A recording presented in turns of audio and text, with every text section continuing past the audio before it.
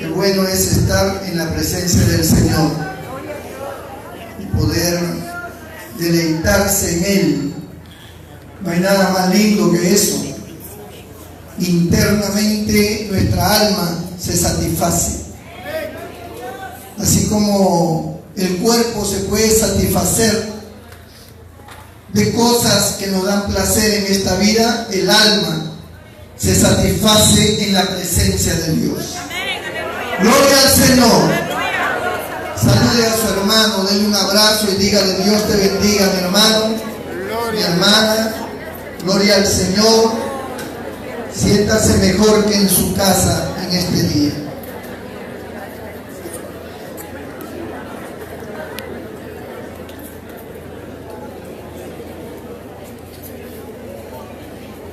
Aleluya. Grande eres, Señor. Grande es el Señor. Vamos a abrir nuestras Biblias en el Evangelio según San Juan, capítulo 8. Evangelio según San Juan, capítulo 8. Bendito el nombre del Señor. Gloria a Dios. Evangelio de Juan, capítulo 8. Un capítulo muy conocido. Gloria a Dios. ¿Lo tienen todos? Doy lectura con la bendición del Padre, del Hijo y del Espíritu Santo. Amén. Verso 1 al 5. Y Jesús se fue al monte de los olivos.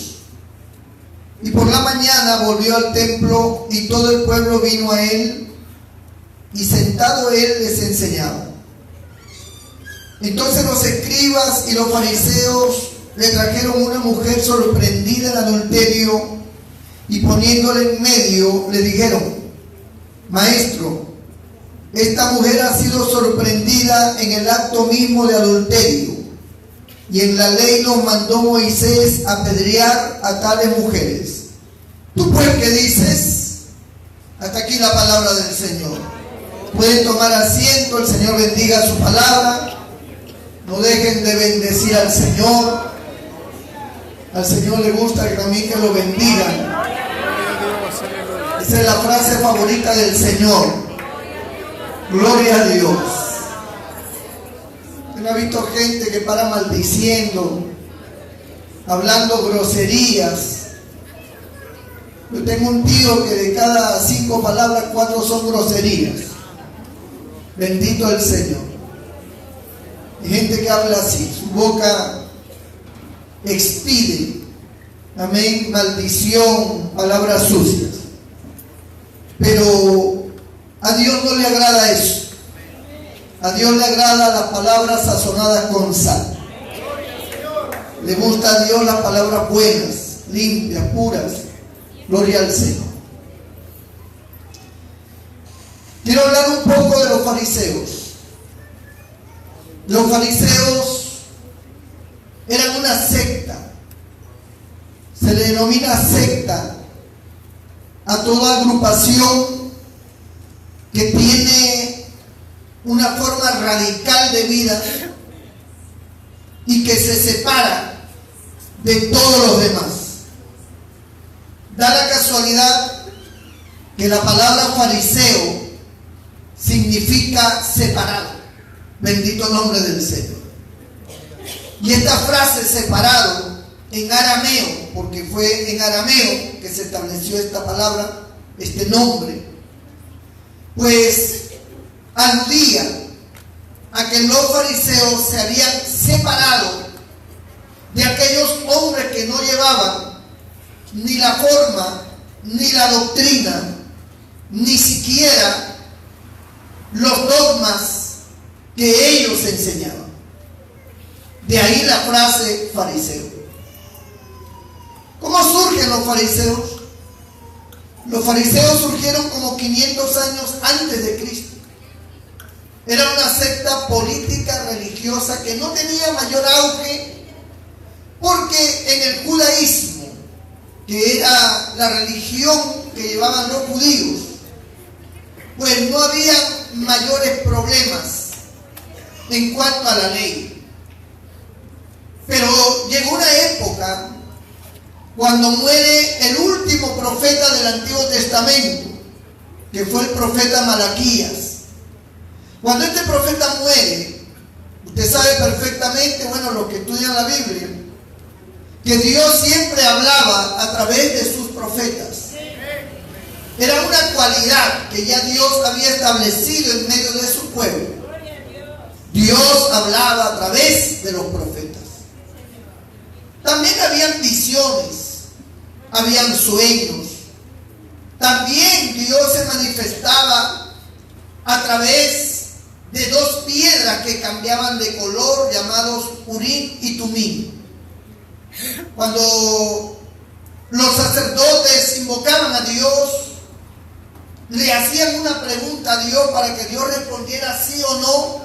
Y cuando esas piedras cambiaban de color, pues había un color que representaba el sí y había un color que representaba el no.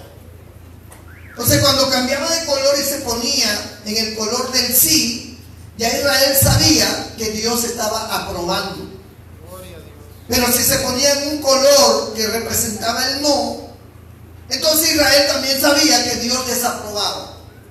Y por lo tanto ya no iban a la guerra, o no actuaban, o no ejercían lo que ellos supuestamente querían ejercer.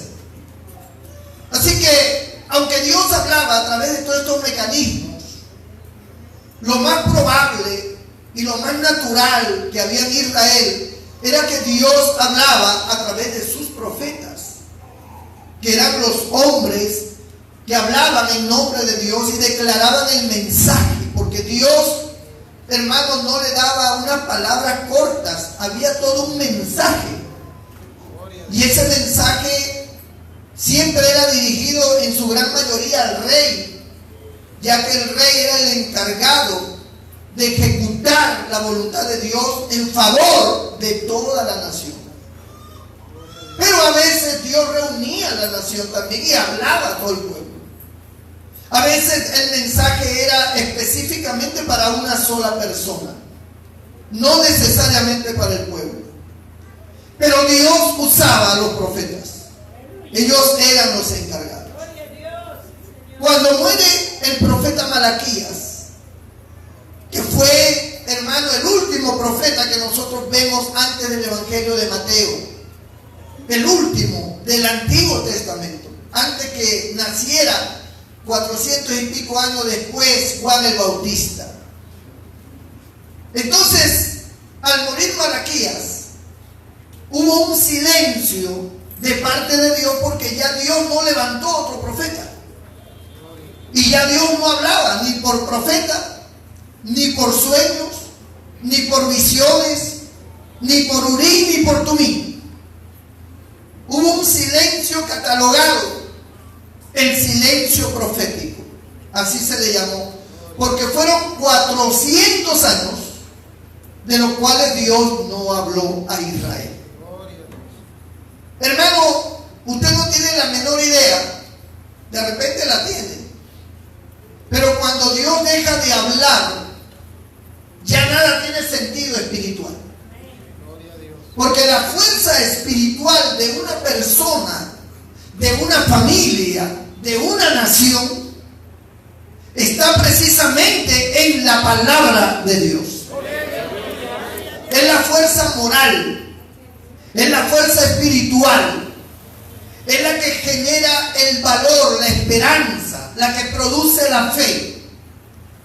Cuando la palabra de Dios deja de dar, deja de venir de Dios y se convierte solo en una palabra de hombre, entonces es como una flor. La persona viene a ser como una flor que se va marchitando por dentro, hasta que termina en una total indiferencia de la voluntad de Dios.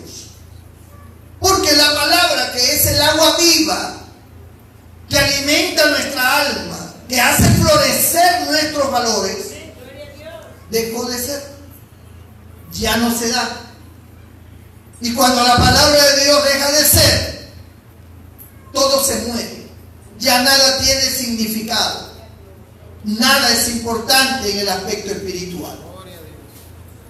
Si algo nosotros podemos rescatar de que en nosotros hay un cambio, de que en nosotros se ha producido algo agradable de parte de Dios, es gracias a su palabra. Es su palabra la que nos ha dado vida. Las palabras que os he hablado, dijo Cristo, son espíritu y son vida. Bendito el nombre del Señor. El cielo y la tierra un día pasarán, pero su palabra no pasará. Indicando que sobre todas las cosas, aún sobre este universo, prevalece la palabra de Dios. Así que al no haber profeta que pronunciara la palabra de Dios, Israel empezó a marchitarse. Sus líderes espirituales empezaron también a marchitarse. Sus reyes, todos aquellos que tenían injerencia política, militar o religiosa, comenzaron a decaer moralmente, porque la palabra de Dios no se daba. Entonces, recuerden que en el Antiguo Testamento lo que prevalecía eran dos cosas. Prevalecía la palabra de Dios en forma de ley y prevalecía la palabra de Dios en forma de profecía a través de los profetas. La ley era prácticamente el regulador de la conducta y no fue dado al que hacía lo bueno. La ley fue dado al que hacía lo malo, para controlarlo, regularlo, establecerlo, amén, de manera fuerte, porque la ley castigaba a todo el que pecaba. Entonces, lo riguroso de la ley se tornaba como una especie de muralla para que el hombre tuviera temor de pecar. Pero la ley lo único que hacía era castigar, tratar de que las personas obedecieran esa ley, y bajo el condicionante de que obedeciendo la ley iba a haber bendición, obligaba prácticamente a la gente a tener que guardar la ley. Y el condicionante de que el que no obedeciera iba a ser maldito y le iba a venir el juicio de Dios, obligaba a tener obligadamente que guardar la ley. Así que la ley tenía esa forma, era una forma estricta, contundente.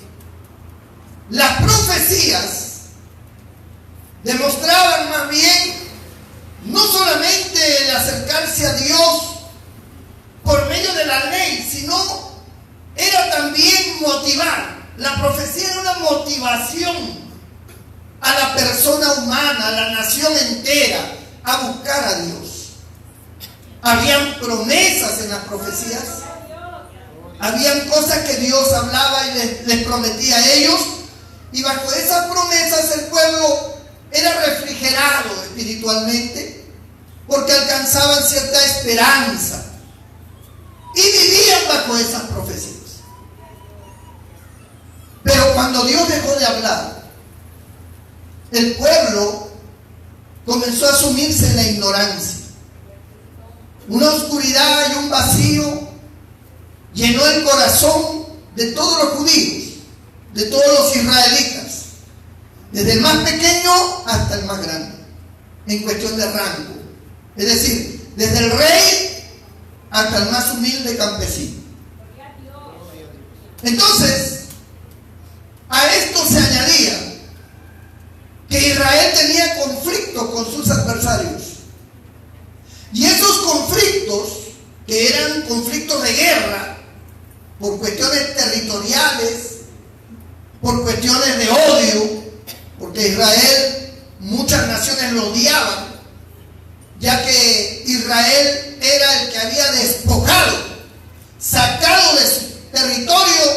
esos pueblos paganos. Entonces se había generado un odio muy profundo a causa de que Israel venció a todos esos reinos y los echó de sus territorios.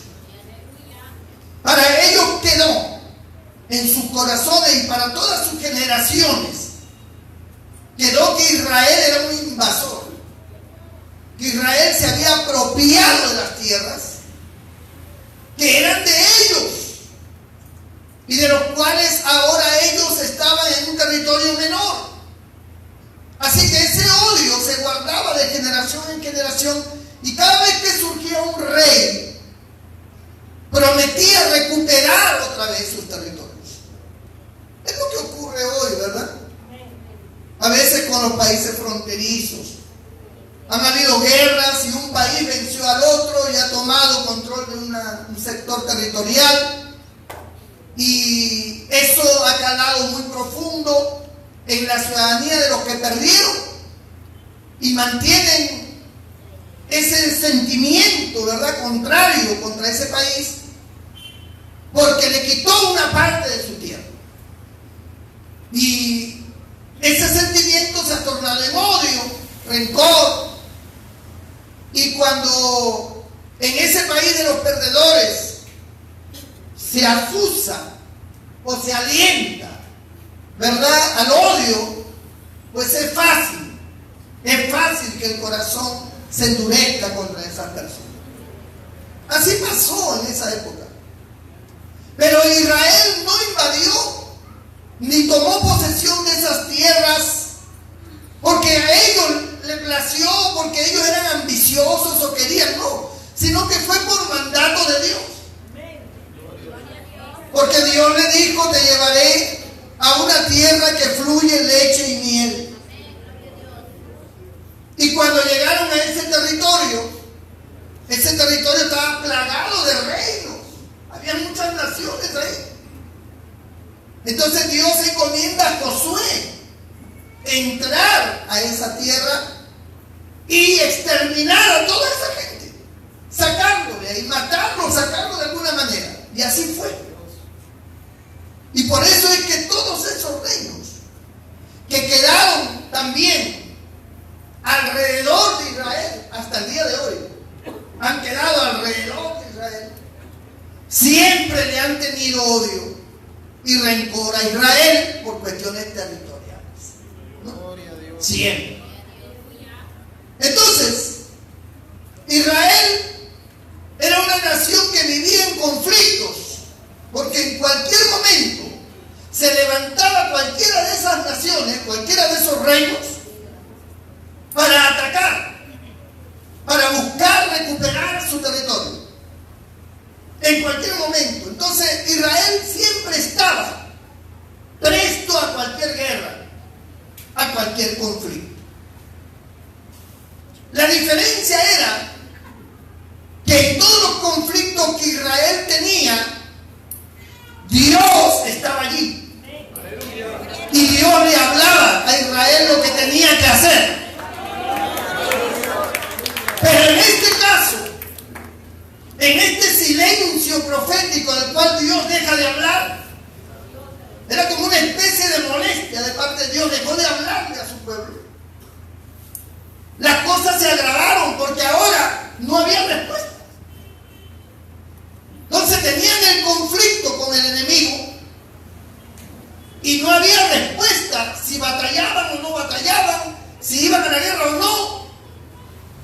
Urí y Tumí no funcionaba, no había visión, no había sueño y no había profeta. Así que estaba solamente la estrategia humana, la habilidad de sus generales, de su rey, de ver cómo resolvían este conflicto ya de manera terrenal. Porque Dios no hablaba. Y de hecho Israel se sentía desamparado, se sentía huérfano. Es como el caso de la iglesia. Nosotros que somos parte de la congregación de la iglesia, Nosotros estamos acostumbrados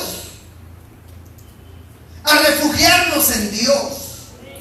Guardamos una gran esperanza de la protección divina y de que Dios resolverá nuestros conflictos porque lo experimentamos. Señor, aleluya. Porque cuando venimos al culto, su palabra, amén, nos traza a nosotros fe, nos genera bienestar, nos quebranta, nos abre el entendimiento para saber cómo debemos vivir. Bendigo el nombre del Señor.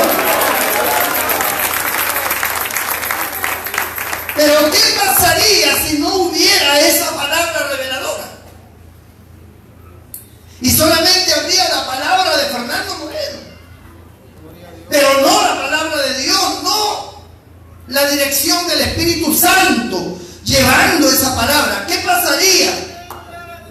Estaríamos confundidos y nos iríamos muriendo poco a poco hasta desaparecer. Perderíamos esperanza, perderíamos vigor espiritual. Esa fuerza moral se desmorona porque ya no hay palabra de Dios. Entonces, en Israel había un conflicto. ¿Y qué sucedió? Que en esa desesperación de que no sabían qué hacer porque Dios no les hablaba, ellos entraron a tallar, a resolver sus problemas como sea, como a ellos se les pudiera ocurrir, buscando ayuda de uno, buscando ayuda del otro, porque no estaba Dios. Aleluya. Y eso pasa cuando Dios no está. Buscamos ayuda de uno, del otro, porque Dios no está. Dios no te habla, Dios no se manifiesta a tu vida, Dios no dirige tus caminos. Entonces estás confundido, desorientado, perdido, sin saber hacia dónde ir y sin saber reconocer ni responder el porqué de las cosas que te ocurren. Así que es horrible estar en esa condición. Cuando uno está acostumbrado a caminar bajo la guianza de Dios y después no la sentimos, eso es lo más horrible que hay. Estamos acostumbrados a doblar nuestras rodillas y a sentir la presencia de Dios que nos quebranta. Y cuando no lo sentimos, nos levantamos igual como cuando y ya esa oración no tuvo sentido. Aleluya. Porque si no está la presencia de Dios, esa oración, ¿qué sentido tiene, hermano? Es como venir a este templo. ¿Qué sentido tiene si la presencia de Dios no está aquí? O sea, ¿cuál sería el sentido de esta reunión? No tiene sentido. Esta reunión tiene sentido porque tiene que haber una manifestación divina, una comprensión de Dios clara, patente, para entender que realmente Dios está aquí. Y uno se siente con agrado. Es más, tienes toda la garantía de poder invitar a un familiar, a un amigo, a cualquier persona, porque sabes que va a escuchar la palabra de Dios. ¡Gloria a Dios!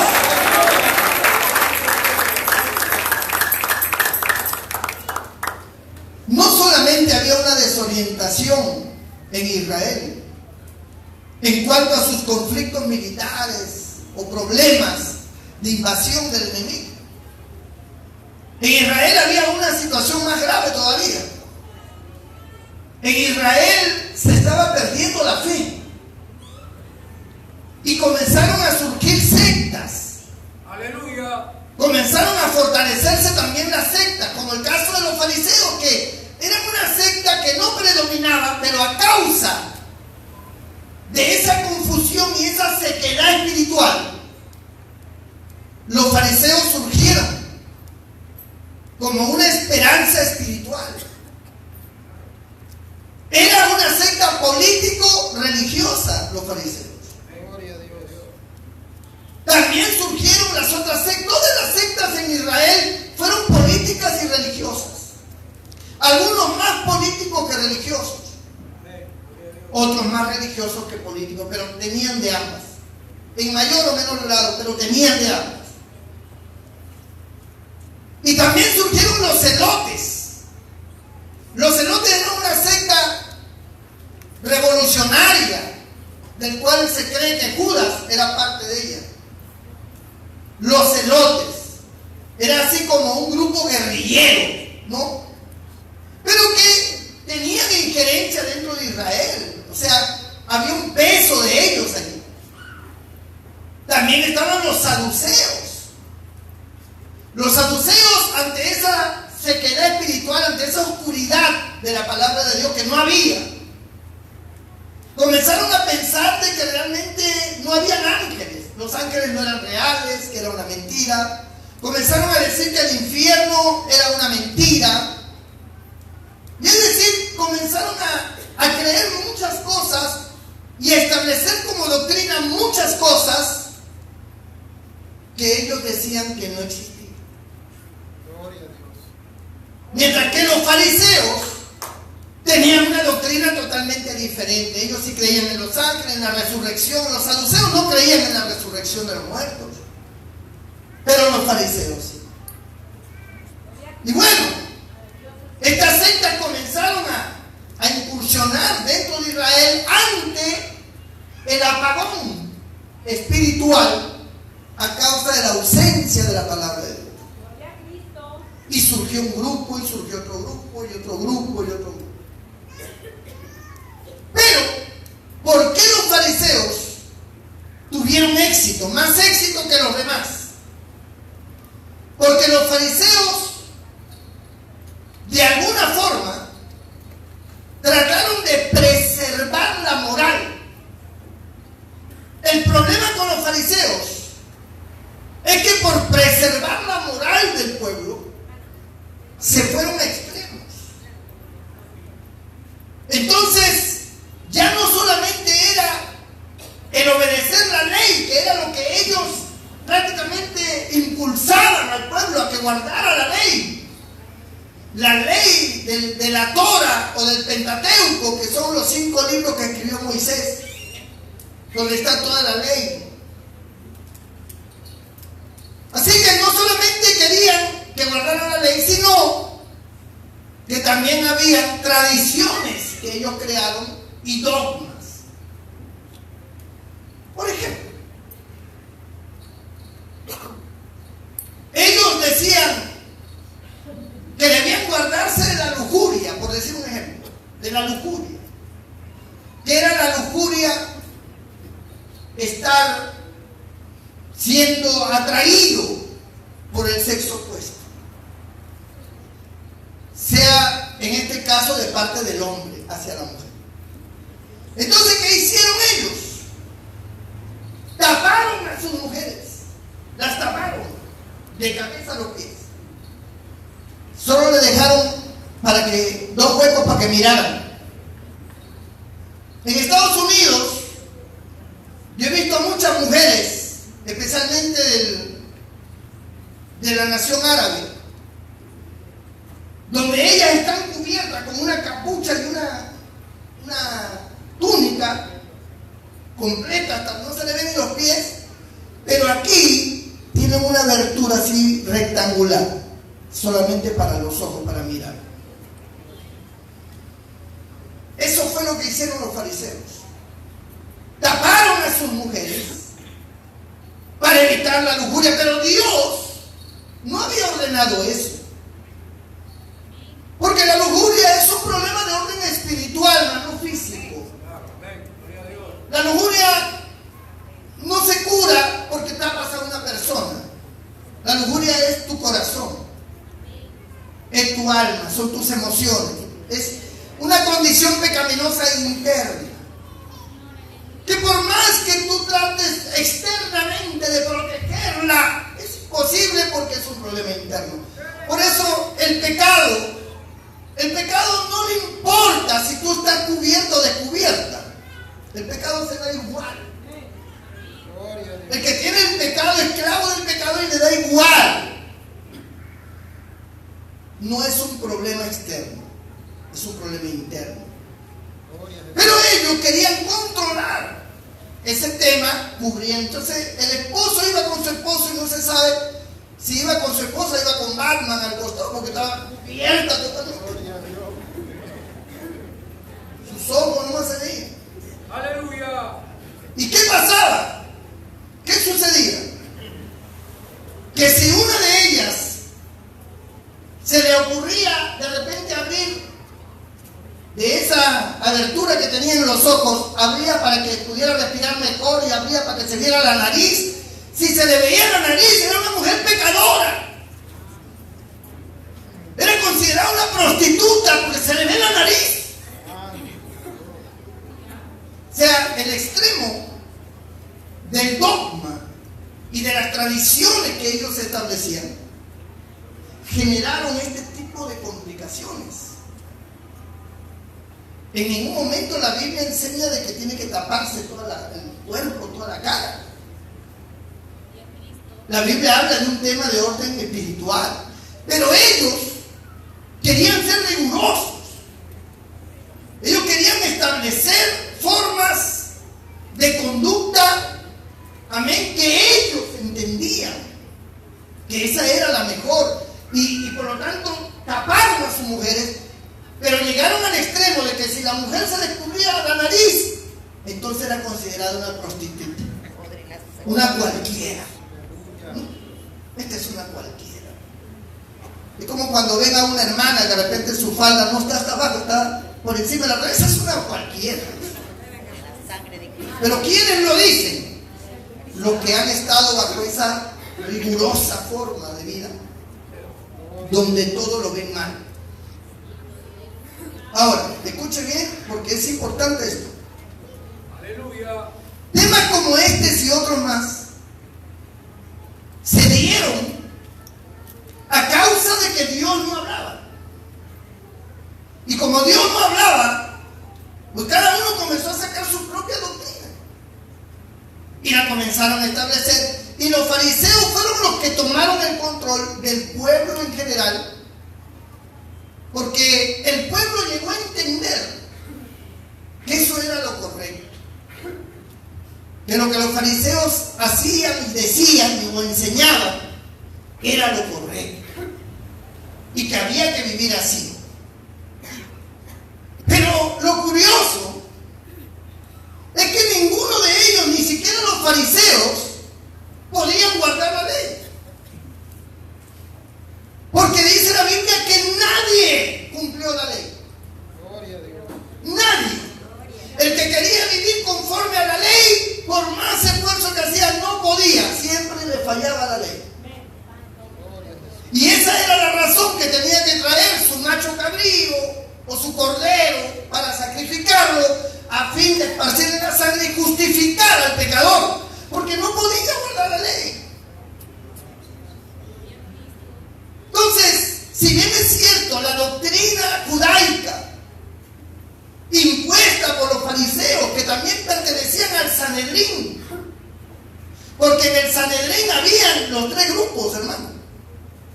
Estaban los fariseos, estaban los celotes y estaban también los saduceos. O sea, parte de ellos eran parte del Sanedrín. El Sanedrín era la cúpula religiosa que determinaba las funciones religiosas de la nación. Ellos regulaban, ellos establecían. Era como una especie de congreso que regulaba las leyes de la nación. Así eran ellos. Pero en este caso sobre cuestiones espirituales, doctrinales. Entonces, había siempre gran discusión entre ellos para establecer algo. Pero el pueblo llegó a entender que los fariseos establecían y había que obedecer, pero el pueblo y los fariseos no podían cumplir la ley. No podían. Por más que querían, con toda su rigurosidad que tenían, con todo lo estricto que fuera, no podían. Y hasta el día de hoy nadie puede cumplir la ley. Yo escucho a veces personas que dicen, porque hay que guardar la palabra, porque hay que obedecer la palabra. ¿Cuál palabra? La ley. La ley nadie la pudo obedecer. ¿De qué palabra hablan? Porque hay que guardar la palabra, hermano. La palabra de Cristo, pues la palabra de Cristo no tiene nada que ver con la ley. El evangelio de Cristo no tiene nada que ver con la ley. Él aprobó la ley. La ley quedó anulada. Entonces, ¿qué doctrina seguimos? La doctrina del amor. Esa es la doctrina y lo vamos a ver hoy. Esa es la doctrina. Entonces, miren ustedes, porque algunos dicen la doctrina del amor, o sea que hay que vivir como nos da la gana, vestir como nos da la gana. No, porque el amor a Dios nos lleva a ser prudentes, castos, puros. El amor al prójimo nos lleva al perdón, a la comprensión, a buscar la paz y seguirla con ellos, a tolerar. Esa es la doctrina del amor. Abarca todo. Abarca todo. Lo interno y lo externo. Pero miren, el pueblo se acostumbró a esa forma de vida radical. ¿Quién podía cambiar la mentalidad de ese pueblo que estaba acostumbrado a vivir bajo el rigor de la ley y bajo los ojos supervisores de todo el mundo? Porque todos se vigilaban unos a otros, y los fariseos, los escribas, los maestros de la ley, los saduceos, los celotes, todo cuanto había ahí, estaban vigilantes de qué hacías y qué no hacías, para acusarte y señalarte enseguida. Era como una especie de galardón acusar a alguien, porque te convertías en un vigilante de la ley. Eres un vigilante de la ley. Hoy pasa eso. Hay iglesias, y ni siquiera excluyo el refugio, donde los hermanos se vigilan. Son vigilantes, porque ellos dicen: tenemos que cuidar. Tenemos que cuidar el testimonio, tenemos que cuidar la doctrina, tenemos que ser celosos de las cosas de Dios. Pero tu celo te lleva a juzgar a las personas, y ese juzgamiento puede ser bueno para ti, porque en tu concepto, en tu manera de pensar, tú crees que estás haciendo lo correcto. Y muchas veces dentro de ese juzgar está el tema de que tú quisieras fulminar a esa persona, porque el error más grande que comete una persona que cree que está en lo correcto, que está juzgando bien, cree que Dios está aprobando la forma de pensar de él o de ella. O sea, no está actuando a título personal. Cree que Dios le está guiando a eso. Entonces, cuando esa persona dice: este hermano está mal, esta hermana está mal, hay que orar para que el Señor lo saque, está involucrando a Dios en su sentimiento. Pero Dios le dice: ¿qué te pasa? Yo me sacrifiqué tanto para salvarlo, y tú quieres que yo lo saque, que yo lo mate, que yo le caiga arriba con todo, que le quite las dos piernas y los dos brazos, a ver si así aprende. Porque en tu concepto y en tu sentimiento tú tienes ese criterio, y crees que Dios tiene el mismo criterio que tú. El hecho de que alguien te caiga mal no quiere decir que a Dios le cae mal. Porque a ti te puede caer mal a alguien, o a mí, pero a Dios no. Dios lo ama. ¿Sí entiendes? Porque Dios es un Dios de amor. Como también puede ser lo contrario. A quien a ti te cae bien, puede que a Dios no.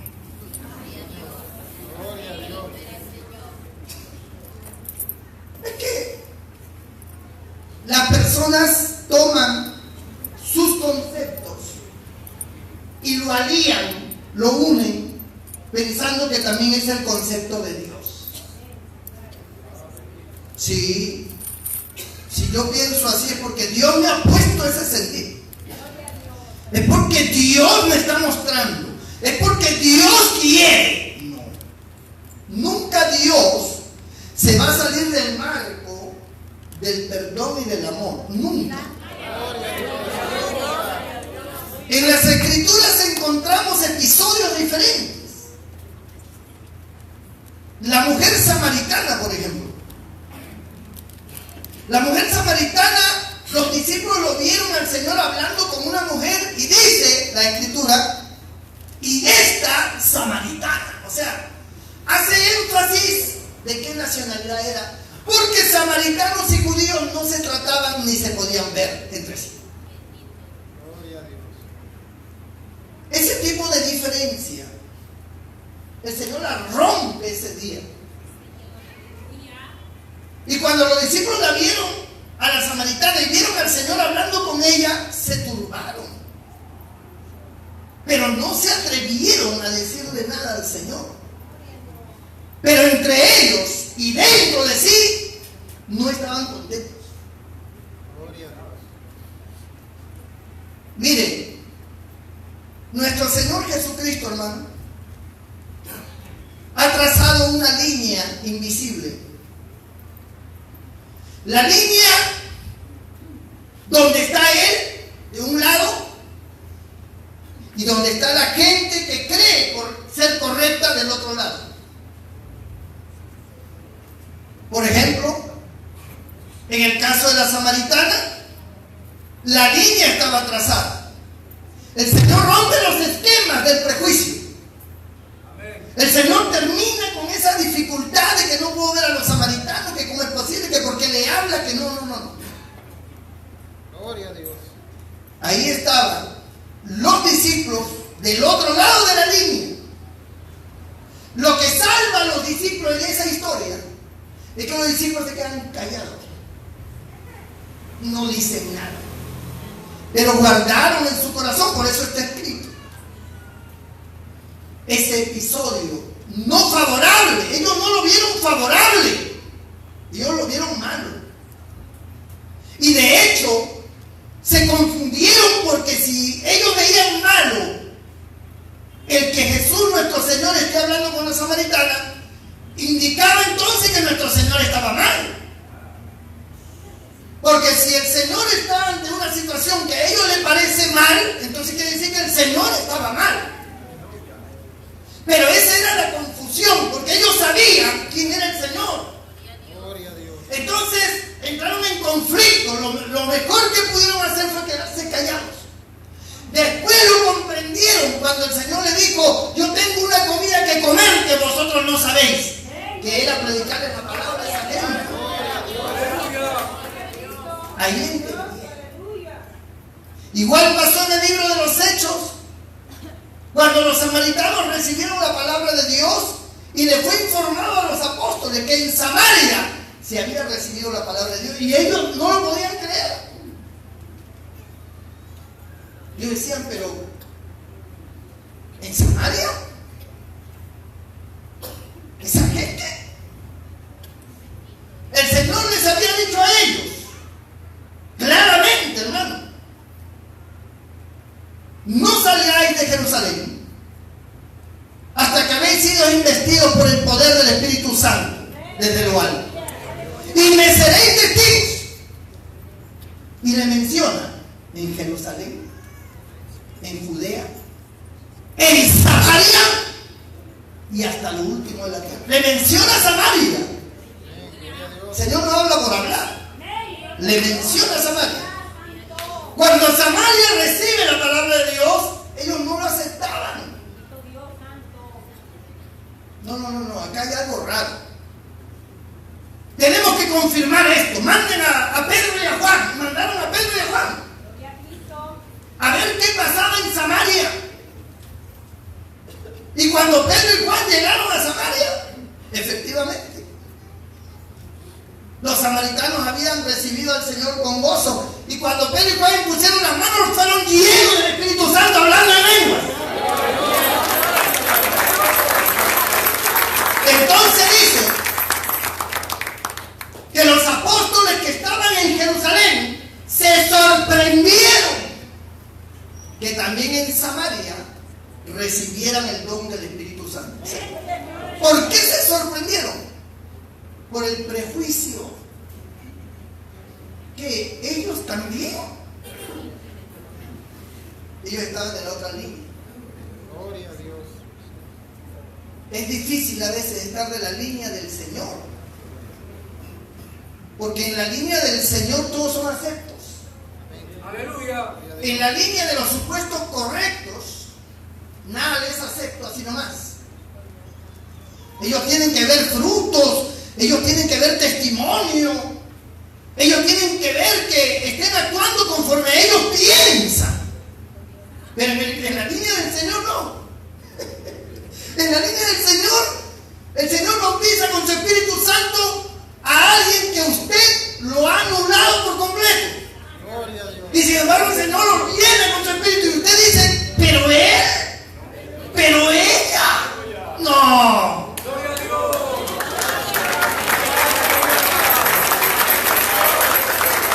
Ese era el problema del prejuicio con los samaritanos. El Señor les da en la mera mollera, hermano, como se dice. Le da como pedrada en ojo de tuerto, como lo aprendí a hablar acá. Primera vez que lo escuché esa palabra acá en Chiclayo. Gloria a Dios. ¿Qué significa eso? Que le daba justo donde más le dolía. ¿Y qué hace el Señor para castigar ese prejuicio? Les pone una parábola. Aleluya. Le dice, un hombre fue asaltado en el camino Aleluya. y lo dejaron medio muerto. ¿Ah? Lo dejaron medio muerto, herido, tirado en el piso. Gloria a Dios. Y vino un sacerdote conocedor de la ley y viéndolo siguió de largo. Pasó un levita conocedor de la ley y viéndolo siguió de largo. Pero un samaritano, dice, Gloria a Dios. ellos escuchaban samaritano, es como algunos cuando escuchan el refugio. Aleluya. Un samaritano fue movido a misericordia.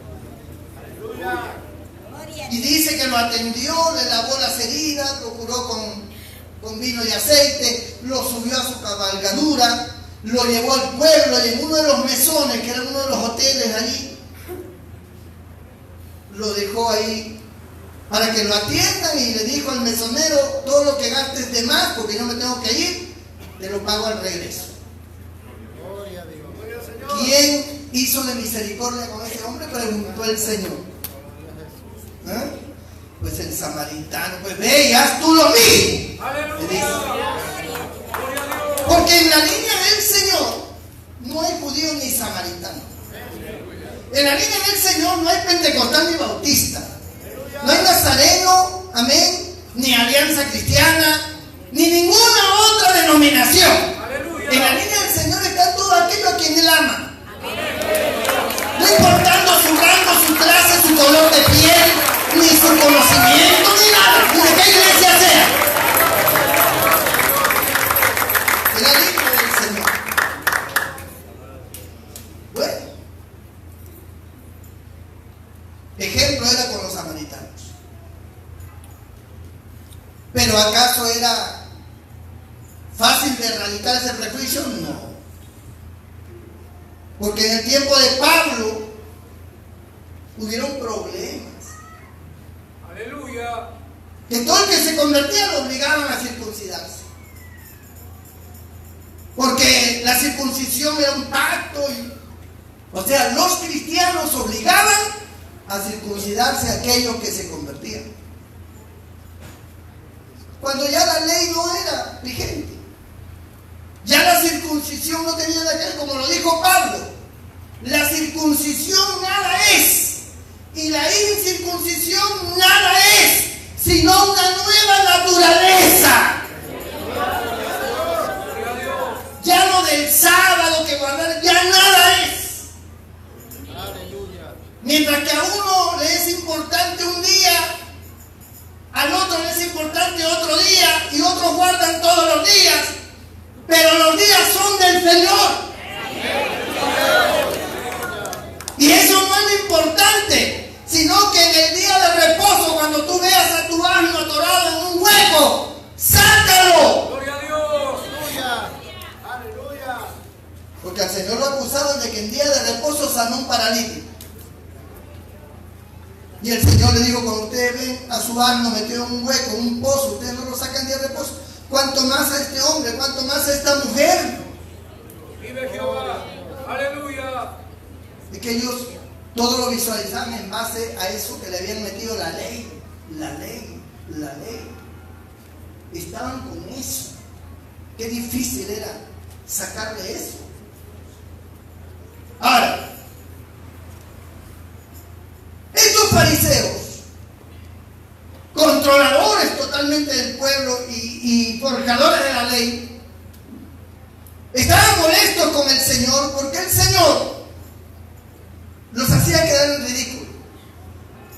Porque el Señor, en todas sus formas, minimizaba la ley. O sea, cuando ellos sacaban un aspecto de la ley como el sábado, decía: ¿por qué tus discípulos arrancan espigas en sábado? Bueno, yo soy Señor del sábado. Entonces, al minimizar ese aspecto de la ley, ellos se sentían frustrados, encolerizados, porque el Señor estaba rompiendo la ley. Supuestamente ellos lo pensaban así, pero el Señor no estaba rompiendo la ley. El Señor estaba cumpliendo la ley de la manera correcta. Gloria a Dios. Porque el espíritu de la ley era importante. No la ley en sí, sino el espíritu de la ley. ¿Qué es el espíritu de la ley? Todo lo que termina en justicia. Amén. Gloria a Dios.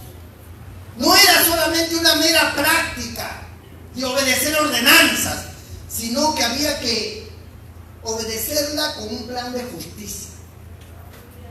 Aleluya. Y si alguien tenía hambre y tenía que comer, pues era justo, porque más grande es el hombre que la ley. Aleluya. El Señor se los dijo. El hombre no fue creado por el sábado. El sábado fue creado por el hombre. Es decir, el hombre es más que el sábado. Gloria a Dios. Y yo soy Señor del sábado. Gloria a Jesús. Mire Jesucristo. Y como yo soy el dueño del sábado, si a mí me da la gana de permitir que coman en el día sábado, ¿cuál es el Dios? Yo soy el Señor, yo soy el amo, el jefe del sábado. Gloria a Dios. Es como usted tiene su casa y en la puerta de su casa hay un mendigo comiendo y la gente: oye, ¿cómo usted permite ese mendigo que come en mi casa? Yo soy el dueño de esta casa, ¿a ti qué te importa? ¿No? Aleluya. Entonces, ahora llegamos a una parte complicada. Una mujer había sido tomada en el acto mismo del adulterio. La gran pregunta de la gente es: ¿por qué no trajeron también al hombre? Porque en esa época, hermano, cuando un hombre, por ejemplo, ante un juicio, ante el interrogatorio de una autoridad, cuando el hombre decía una cosa, le creían al hombre, no a la mujer. De repente le encontraron en el acto mismo y el hombre dijo: esta mujer se me aventó encima. Esta adúltera se me aventó encima. No era verdad. Pero el hombre sabía que su palabra prevalecía sobre la palabra de ella. Ella podía decir: no, es al revés. No le creía. Entonces tomaban solamente a la mujer. Gloria Porque el hombre declaraba algo y le creían al hombre. La mujer no valía nada. Y la arrastraron por la calle a esa mujer desnuda. La arrastraron. El Señor estaba sentado. Y vinieron los fariseos y los escribas. Maestro, mire cómo lo tratan. Maestro, hemos hallado a esta mujer en el acto mismo del adulterio y la ley dice que debe morir apedreada. ¿Tú pues qué dices? Y el Señor no respondió y se agachó y comenzó a escribir en tierra. Volvió otra vez. Aquellos fariseos volvieron a decirle: Maestro, hemos hallado a esta mujer en el acto mismo de adulterio. O sea que aquí no había duda. El delito estaba hecho. El pecado era consistente. No había duda. No había que alguien me dijo que fulano, que es la voz de uno contra el otro. No. Este era un hecho real, era un hecho patente. El adulterio estaba confirmado. La ley dice que tiene que morir apedreada. ¿Tú qué dices? Entonces el Señor traza la línea. Él traza la línea. Dice, bueno, si la ley lo dice, el que esté libre de pecado, lance contra ella la primera piedra. Y se volvió a agachar a seguir escribiendo. Hubo un conflicto de orden interno. Porque recuerden, amados hermanos, no era cualquiera el que estaba diciendo eso. Era el Señor. Y cada vez que el Señor hablaba, el Espíritu Santo, hermano, tomaba control de sus palabras y creaba un efecto. De tal manera que cuando ellos oyeron al Señor decir: el que esté sin pecado lance contra ella la primera piedra, el Espíritu Santo llevó esa palabra y lo redarguyó a todos.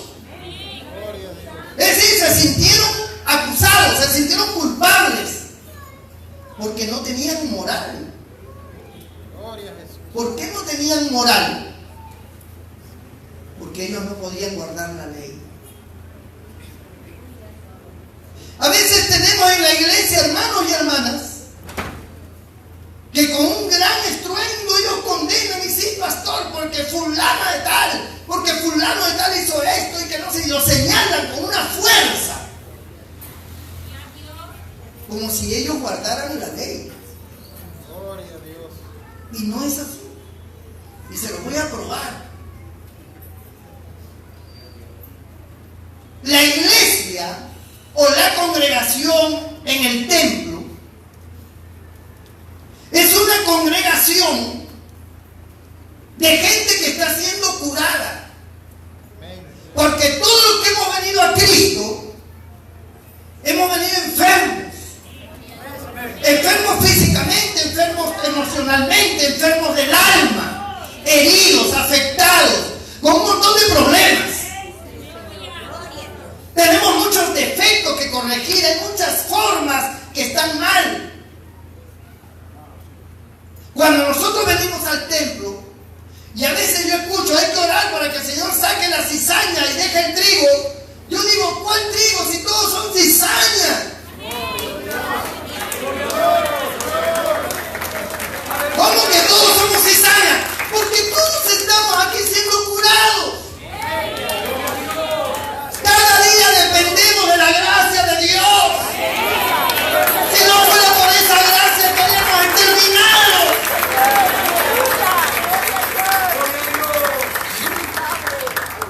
El que dice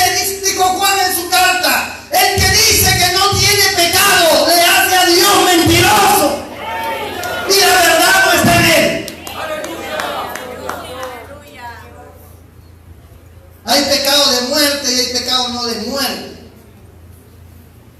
Pero en ese pecado no de muerte, porque hemos sido lavados por la sangre de Cristo, están los hechos, acciones, palabras, formas que no son las mejores,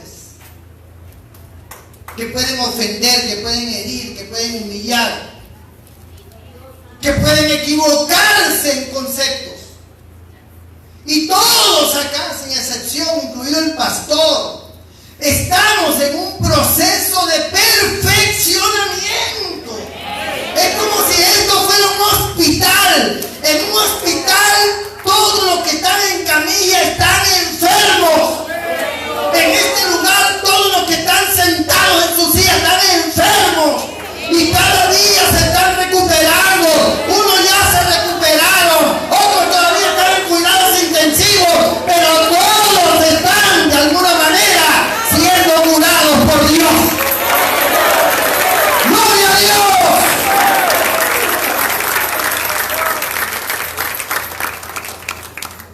Por eso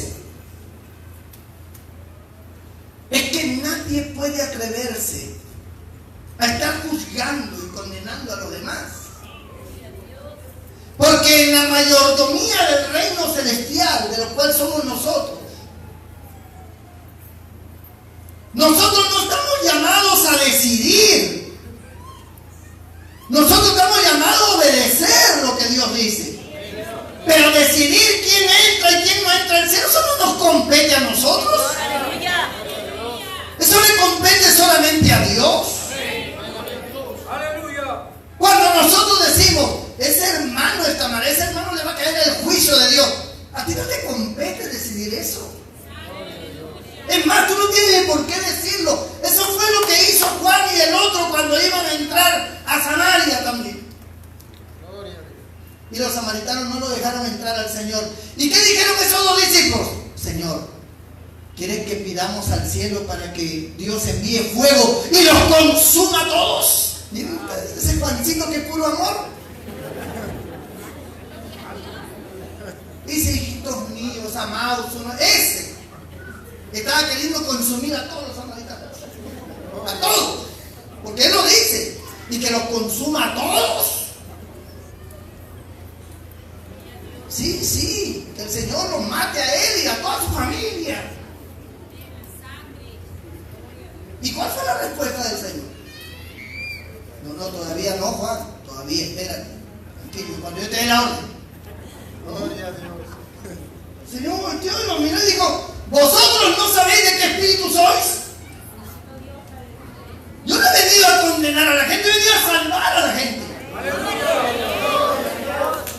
Ellos estaban de la otra línea, de los supuestos correctos. Ahora Juan, después de haber sido un pecador tremendo que andaba con una tremenda espada, porque él y su hermano andaban con espadas, y ahora que estaba convertido, que ya estaba con el Señor, ahora él se creía muy recto. Él se creía muy recto, con una capacidad de juzgar fácilmente a cualquiera. O sea, yo tengo un discernimiento, hermano. A mí cuando yo veo a una persona y esa es. Yo no fallo, hermano. Había un pastor que decía, yo puedo fallar, pero el Espíritu Santo que está en mí no falla, decía. O sea, ya pues, infalible, ¿no? Porque cada vez que él dijera algo era el Espíritu Santo. Entonces ya no había que cuestionar ya. Y siempre fallaba. Entonces, las personas a veces creen que tienen la autoridad por la rectitud que llevan, porque ayunan, porque oran, porque van al templo, porque diezman, como el fariseo. Le doy gracias porque no soy como los otros hombres, borrachos, avaros, sinvergüenzas, adúlteros, etcétera, etcétera. Ni siquiera como ese publicano. Yo doy diezmo de todo lo que gano. Ayuno 2 veces por semana. Oro y esto y lo otro. Y puesto en pie hacia alarde de toda su actividad religiosa.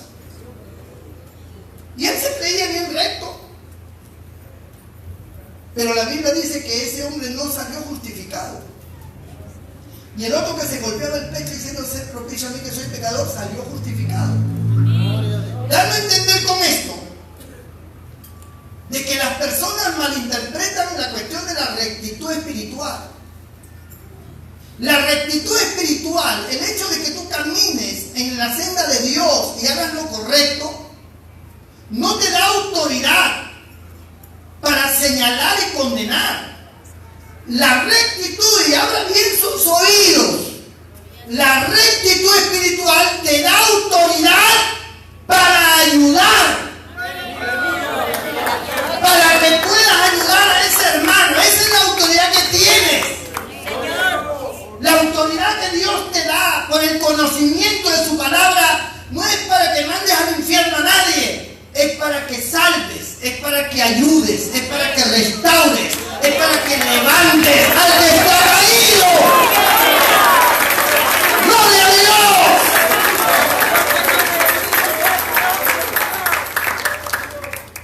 Aleluya.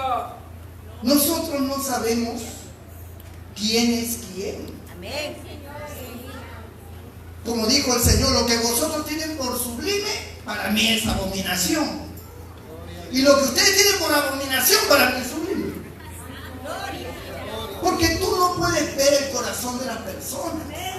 Eso solamente lo ve Dios. Por eso Dios es el único con la autoridad de determinar quién va al infierno y quién va al cielo. Quién es castigado y quién no. Porque si tú quieres que alguien sea castigado, porque a ti te parece, puede que a alguien le esté pareciendo también que tú debes ser castigado. Imagínate que si Dios tuviera que obedecer a esos criterios, estarías calcinadito. Aleluya. Así como tú quieres que el otro sea calcinado porque a ti te parece ya, Dios te va a obedecer ya, lo voy a calcinar.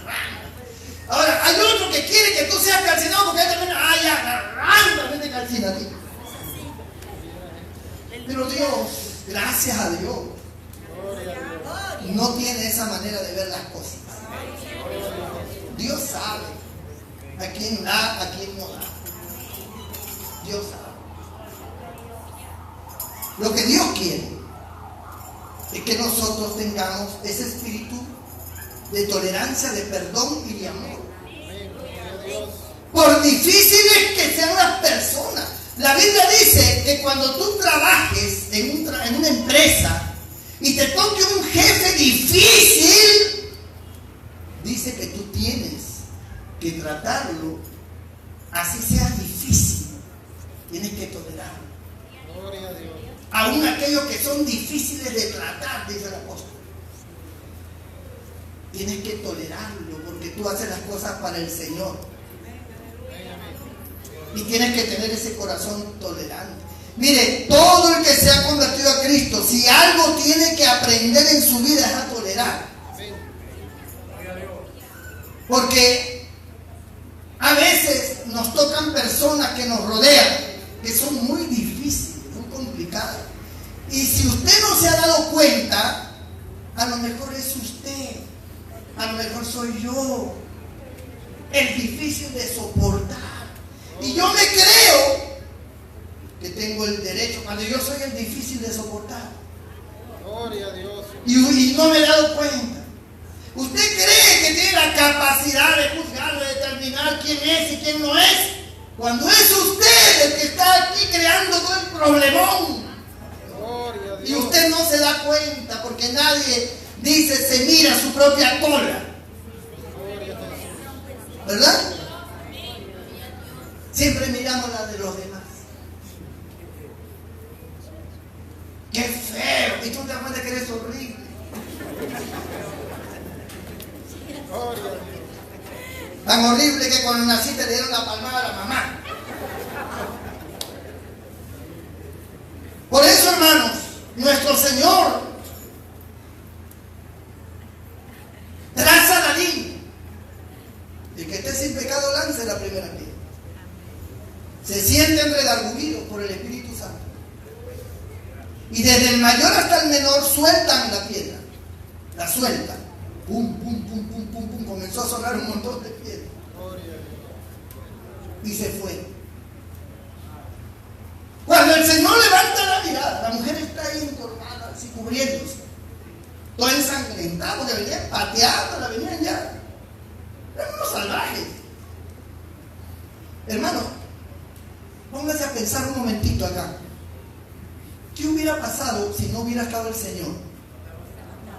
Y esa gente hubiera empezado a apedrear a esa mujer. Imagínense cómo quedaría esa mujer allí, toda descerebrada, con los sesos afuera, toda partida su cuerpo, su columna, por las piedras, unas piedrotas, y ahí tirada en la calle ensangrentada y todos diciendo: hemos hecho lo correcto, ¡gloria a Dios! Yéndose para su casa, dejando un ser humano destruido, muerto, de la manera más trágica. Gloria a Dios. ¿Usted se sentiría bien haber sido parte de una turba que ha matado a alguien? Se sentiría bien. Sin embargo, esa gente se sentía bien porque ellos decían que estaban haciendo lo correcto. Estamos haciendo lo correcto, ¿no? En las congregaciones ya no se apedrean, porque la ley ya quedó abrogado eso. Ya nadie apedrea. Pero sí hay una forma de apedreamiento que es destruir tu testimonio. Ya no lanzan piedras, lanzan palabras. Fulano así, fulano así, fulano esto, fulano lo otro, fulano y todo el mundo, fulano, le llovieron piedras. Y al final queda sepultado Gloria a Dios.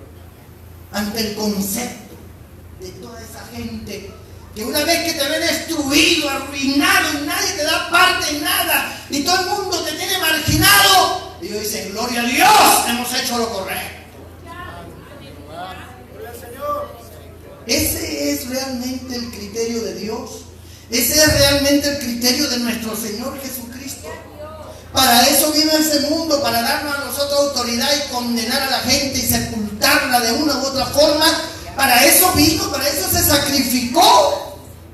O vino más bien para que nosotros perdonásemos al que nos hace daño. Pedro le dijo con mucha tristeza al Señor: ¿cuántas veces perdonaré a mi hermano que peque contra mí? ¿Hasta 7? No, Pedro, hasta 70 veces 7. ¡Ah!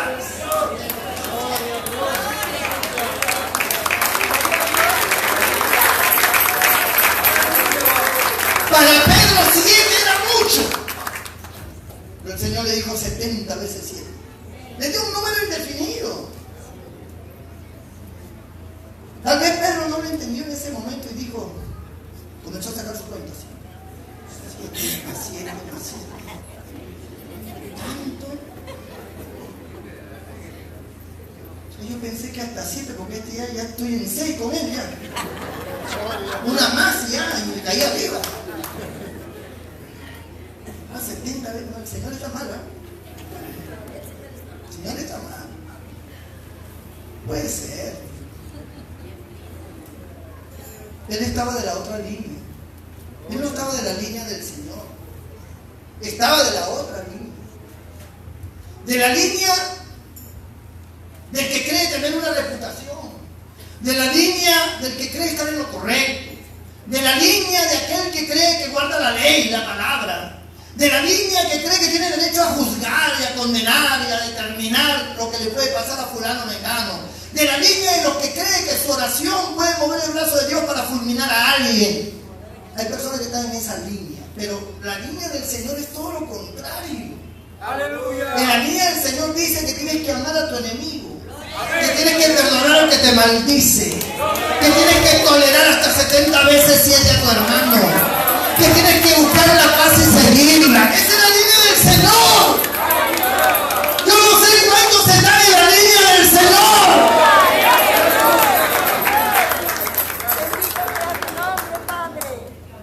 A veces nos condenan por cosas mínimas, por minucias. Nos tienen en la mira por minucias, por un error que cometimos, por una palabra, por un gesto, por una actitud. Somos condenados ya. No por todos, pero a veces por algunos, por grupos, somos condenados. No estoy de acuerdo, no me parece bien, eso no se debe hacer. Y que esto, ¿quién no comete un error acá?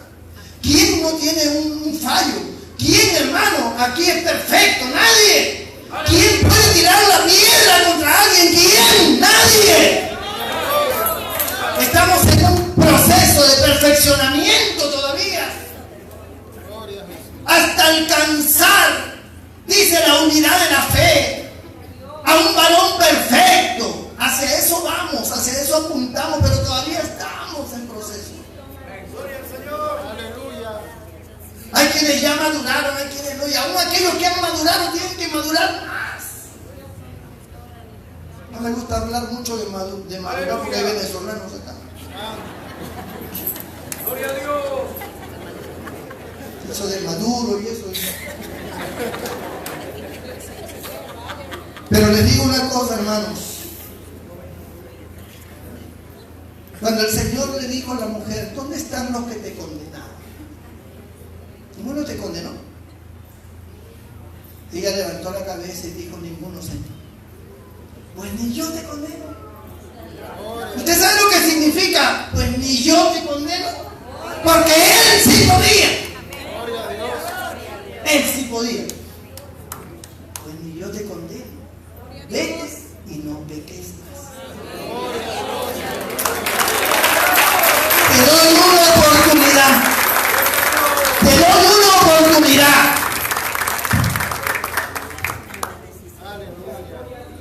Yo no creo, y ya voy a terminar. Yo no creo, hermanos, de que usted, cualquiera de nosotros, hayamos tenido solamente una oportunidad. Usted ni siquiera sabe cuántas oportunidades le ha dado Dios en todo este trayecto del camino cristiano. ¿Sabe cuántas oportunidades le ha dado a usted y a mí? Infinitas. Cada día es una oportunidad. Porque nadie es perfecto. Pero la gracia del Señor, el amor del Señor es tan grande que Él te renueva otra vez su gracia. Y te dice, ok, te perdono una vez más, ya no peques más. Endereza tus caminos, hijo, hija, ordena tus pasos. Actúa correctamente, pide perdón, reconoce, vuélvete humilde. Y ahí está el Señor. Pero Él no te desprecia, Él no te abandona, Él no te patea, Él no te condena. Él te vuelve a dar oportunidad tras oportunidad. Tanto así que la Escritura parece que se equivocara cuando dijo 7 veces cae el justo, 7 veces Jehová lo levanta. 7 veces lo levanta, no importa, te vuelvo a dar una oportunidad. Ojalá que en ese trayecto no te mueras. Que el Señor nos encuentre perdonados. Nosotros somos una congregación de personas imperfectas, comenzando por su pastor. Somos personas imperfectas. Venimos a este lugar para encontrar paz. Venimos a este lugar para recibir una palabra que nos ayude, que nos fortalezca, que nos llene de fe, que nos haga sacar de esa situación en que estamos.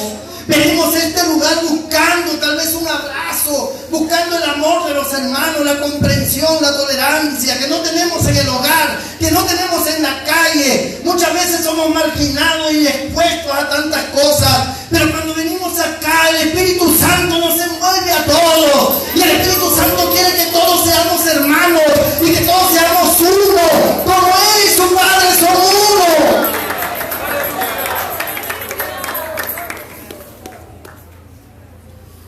Salte de esa línea de la perfección y de lo correcto y pásate a la línea del Señor. Aleluya. De la tolerancia, del amor, del perdón. Pásale por alto si alguien te hizo algo ya. ¿Qué vamos a hacer? No lo entiende, lo entenderá después. Amén. Gloria a Dios. Eso es lo que el Señor quiere. Él quiere una iglesia así. Él no quiere una iglesia legalista con dogmas, que a un pastor se le ocurra, quiero que todos tengan un trapo rojo en la cabeza, y si no, están en el infierno. Porque a él se le ocurrió. Gloria a Dios. Al Señor no le importa tu trapo rojo, Gloria a Jesús. ni le importa hasta dónde tienes el cabello, ni le importa si tu falda está en la rodilla o no.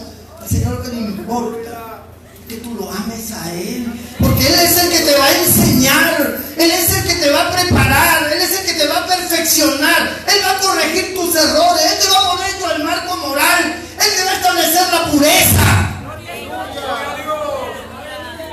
Aleluya. Ama a tu hermano y a tu hermana así como es, con todas sus fallas, con todas sus faltas. Es tu hermano. Aleluya. Gloria a Dios. Inclina tu rostro y cierra tus ojos allí donde estás.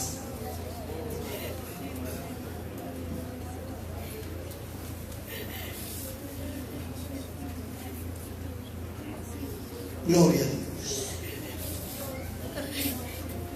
Quiero orar por ti. Todos necesitamos ser perdonados.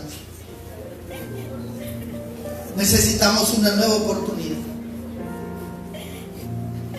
Necesitamos cambiar. Tenemos muchos defectos, muchos prejuicios. Hay que cambiar. Hay que cambiar, hermano. Hay que amarnos de verdad. No podemos abrazar a nadie hipócritamente. No lo podemos hacer. No podemos decir sí, hermanito, cuando realmente no lo quieres. No se hace eso. Eso es hipocresía. Eso es mentira. Eso es falsedad. Tienes que pasarte a la línea del Señor.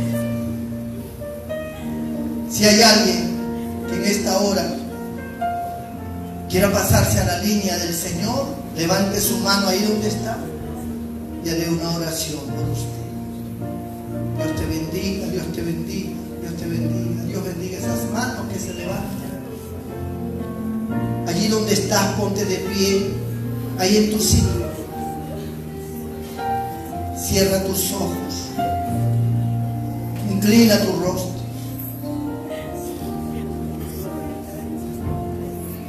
Gloria a Dios.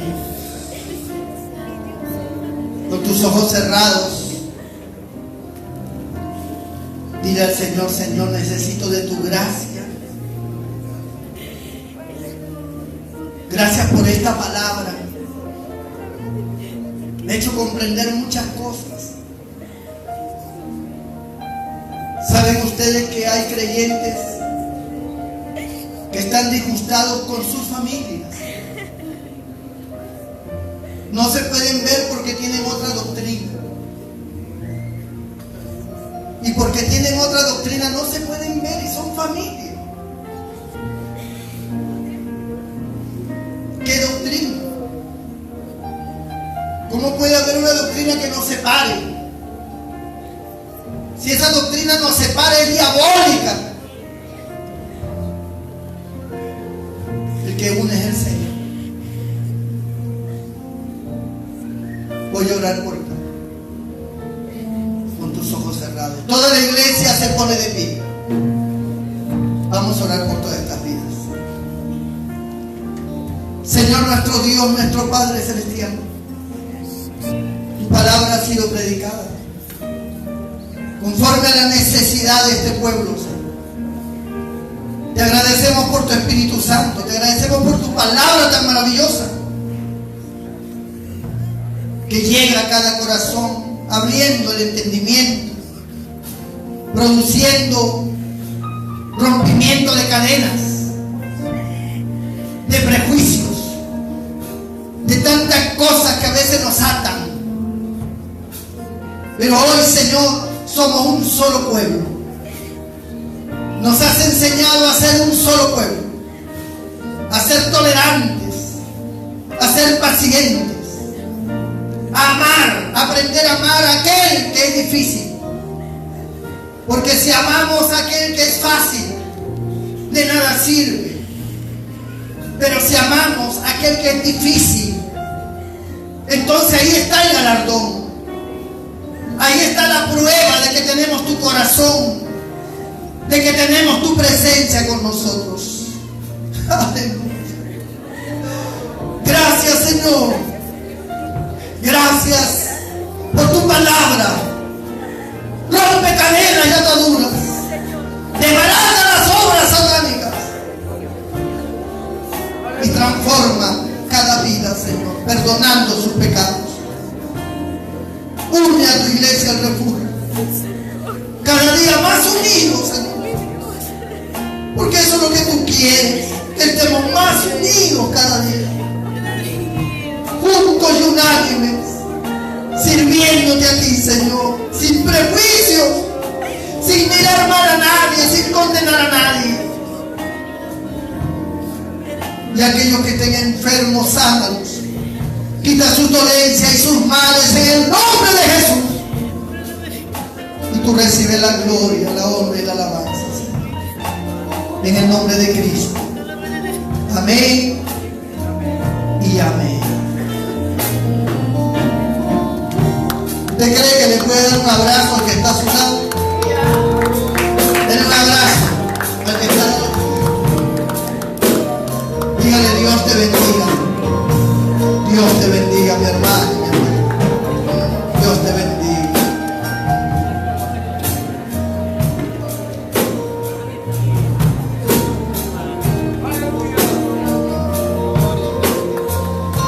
Gloria a Dios. Con este gozo vamos a recoger las ofrendas, que es parte del culto a Dios. Den una buena ofrenda, que Dios se agrade de su ofrenda. Que Dios le multiplique y le bendiga. Gloria a Jesús. Iba a rifar los cuadros, pero ya no lo voy a hacer porque realmente he sentido que mejor, ¿no? Así que ya veremos más adelante cómo compramos nuestros instrumentos, poco a poco. Dios nos bendecirá y lo lograremos. Así que, hermanos, vamos a recoger la ofrenda, hermanito.